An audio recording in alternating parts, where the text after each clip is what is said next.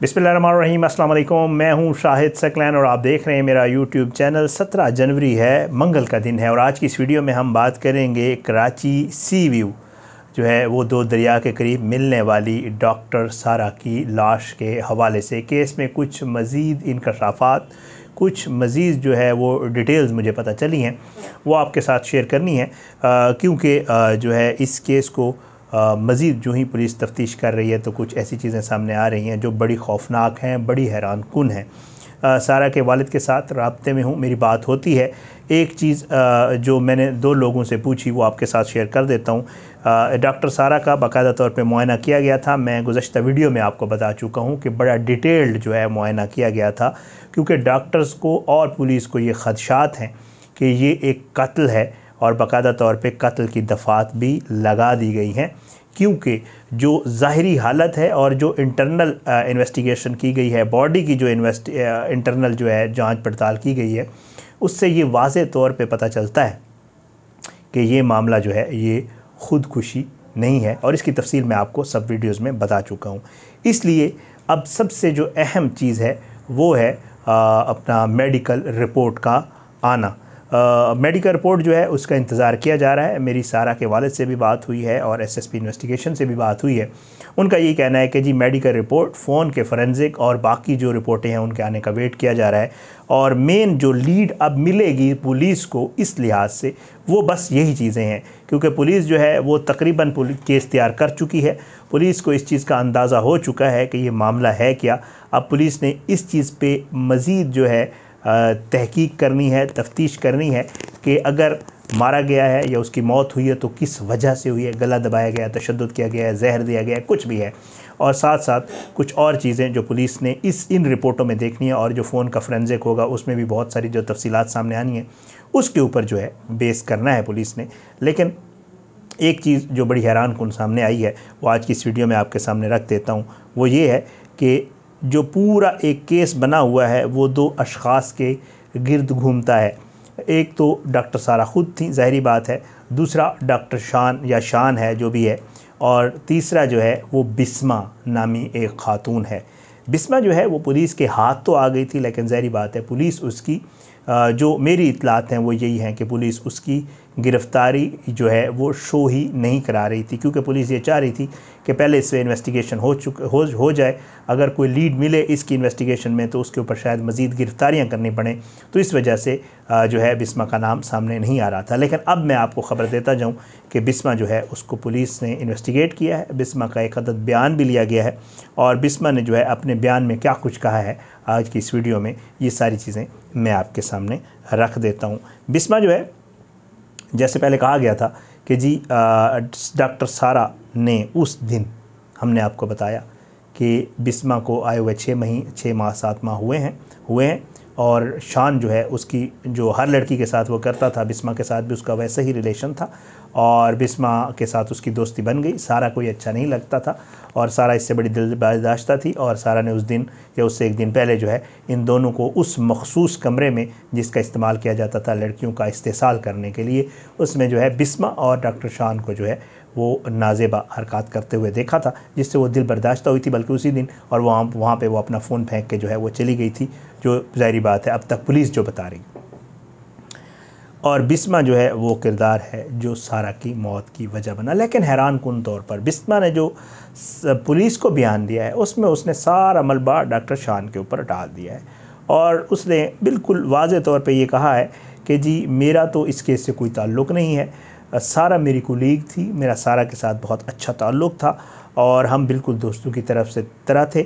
मेरी और सारा की कभी किसी बात पे कोई लड़ाई नहीं हुई थी और ना मेरा कोई इस किस्म का किसी के साथ रिलेशन था।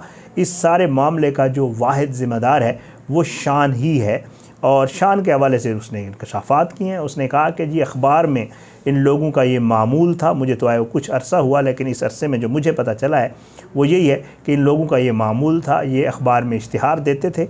जो मजबूर लड़कियां होती थी जिनको जॉब्स चाहिए होती वो इश्तिहार के इंटरव्यू के लिए आती थी। उस इंटरव्यू में ये काम या ड्यूटी के बजाय और कुछ पैरामीटर्स के ऊपर उन लड़कियों को जो है वो इंटरव्यू करते थे और उनका मेरिट बनाते थे, और जो लड़की इनको लगता था कि वो आसानी से इनके जाल में फंस जाएगी उसको ये बाकायदा तौर पे एम्प्लॉय करते थे। और एम्प्लॉय करने के बाद फिर कुछ अरसे के बाद दोस्ती के बाद दूसरे मामलात, और फिर उसके बाद जिनसी तशद्दुद का निशाना बनाया जाता था, इस्तेसाल किया जाता था। ना सिर्फ डॉक्टर शान बल्कि उसके साथ उसके और दोस्त भी शामिल होते थे। और बिस्मा ने यह बताया कि जी ये सिलसिला जो है वो कई लड़कियों और कई नर्सेज़ और डॉक्टर्स जो पहले आती थी इस वेटनरी हॉस्पिटल में, तो उसके साथ ये हो चुका था। लेकिन हैरान कुन तौर पर सारा डॉक्टर बिस्मा थी, उसने इस सारे मामले से अपने आप को बिल्कुल वाज़े तौर पे निकाल दिया है। पुलिस को उसने बिल्कुल ये नहीं बताया। पुलिस ने उससे पूछा कि जी ऐसी खबर है, शान ये कह रहा है कि ये मामलात थे, ये वो आपको उस दिन देखा था सारा ने और क्या ताल्लुक़ था।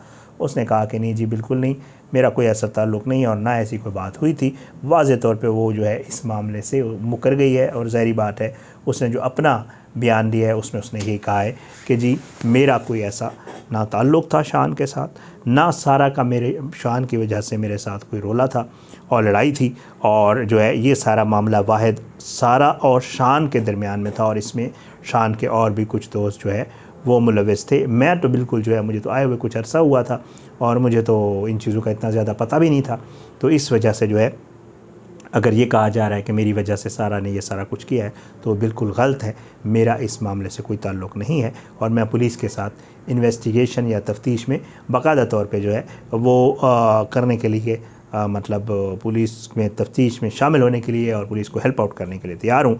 और इत्तलात यही हैं जो मेरे ज़राए हैं वो यही बता रहे हैं कि जो बिस्मा है वो बाकायदा तौर पे अपने पुलिस को बयान रिकॉर्ड करवाने के बाद घर चली गई है, और पुलिस ने उसको जाने दिया है इस शर्त पे कि वो कहीं बाहर नहीं जाएगी, तफ्तीश में शामिल होगी, कभी ज़रूरत पड़ेगी तो उसको बुला लिया जाएगा थाने, और ये सारी चीज़ें जो है वो उसने मानी हैं और उसके बाद उसको जाने दिया गया है। तो ये चीज़ें हैं जो सारा वाले केस में अब तक सामने आई हैं और जिनके ऊपर इन्वेस्टिगेशन हो रही है। शान से मज़ीद पूछ कुछ हो रही है, तफ्तीश भी हो रही है। मेरी कल मैडम जायदा से बात हुई जो एसएसपी इन्वेस्टिगेशन है, उन्होंने कहा कि जी हमें 1-2 लीड्स और मिली हैं, कुछ चीज़ें मज़ीद बताई हैं शान ने और वकास ने, और हम उनके ऊपर मज़ीद अभी डिस्क्लोज़ इसलिए नहीं कर रहे कि क्योंकि ज़ाहिर बात है मीडिया पे चीज़ आ जाए तो बाद में फिर उसके मसाइल होते हैं और वो इन्वेस्टिगेशन में प्रॉब्लम्स होते हैं। तो इस वजह से हम इंशाअल्लाह, मैंने उन्हें कहा भी सही कि जी अगर पॉसिबल हो तो मुझे इसकी डिटेल, तो उन्होंने कहा नहीं इंशाअल्लाह मैं बाकायदा जब ये सारी चीज़ें सॉर्ट आउट हो जाएंगी तो मैं उसके साथ आपको डिटेल भी बताऊंगी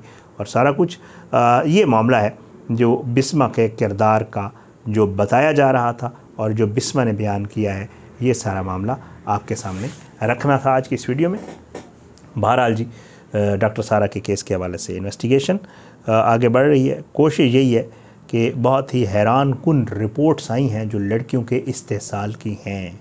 मैं आज एक रिपोर्ट देख रहा था और उसके ऊपर अलग से एक वीडियो करूंगा उन बहनों के लिए, उन माओं के लिए और उन बच्चियों के लिए जो बाहर निकलती हैं, जो ऑफिस जॉब्स करती हैं, जो स्कूल कॉलेजेस जाती हैं, और वो किस तरह ऐसे दरिंदों के ब्लैकमेलिंग, इस्तेसाल और ज़्यादती का निशाना बनती हैं। एक बहुत खौफनाक रिपोर्ट आई है और वो रिपोर्ट जो है उसमें जो फिगर्स दिए गए हैं वो दिल दहला देने वाले इसलिए हैं कि उसमें बाकायदा तौर पे इंटरव्यूज़ भी हैं 1-2 लड़कियों के जिन्होंने बताया कि उनके साथ हुआ क्या। इंशाल्लाह कोशिश करूँगा कि उसके ऊपर इंशाल्लाह वीडियो करके आपको उससे भी अवेयर करूँ कि हमारे मुआशरे में किस तरह धोखा देकर, किस तरह झांसा देकर और किस तरह मासूम बच्चियों को जो है वरगला कर जो है वो इन मामलात का निशाना बनाया जाता है और फिर वो उम्र भर या तो ब्लैकमेल होती हैं या फिर वो कोई गलत काम करने पे मजबूर होती हैं या फिर वो ख़ुदकुशी कर लेती हैं। उनके पास और कोई रास्ता नहीं होता। बहरहाल अल्लाह ताला सबको अपनी हिफ्ज़ व अमान में रखे, अल्लाह सबकी इज़्ज़तें महफूज रखे और अल्लाह ताला सबको हिदायत दे। मुझे अपनी दुआ में याद रखा करें। इंशाअल्लाह अगली वीडियो में मुलाकात होगी। मुझे इजाज़त दें। अल्लाह पाकिस्तान कामयाब नासिर हो, इसके खिलाफ साजिशें करने वालों को नस्तानाबूद करे, ज़ालिमों को इबरत का निशान बनाए, मज़लूमों को इंसाफ मिले। इजाज़त दें। इंशाअल्लाह अगली वीडियो में मुलाकात होगी। पाकिस्तान ज़िंदाबाद। अल्लाह हाफ़िज़।